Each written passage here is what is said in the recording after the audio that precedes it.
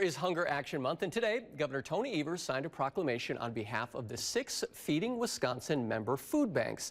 The state health officer and Division of Public Health administrator presented the proclamation at Second Harvest Food Bank. This month, the state of Wisconsin joins dedicated food banks, hunger action organizations, and advocates across the state in recognizing the vital importance of food security for all Wisconsinites and in taking action to ensure no Wisconsinite goes hungry. In Wisconsin, nearly 618,000 people don't have enough nutritious food to eat and don't know where their next meal is coming from. That's according to Feeding Wisconsin.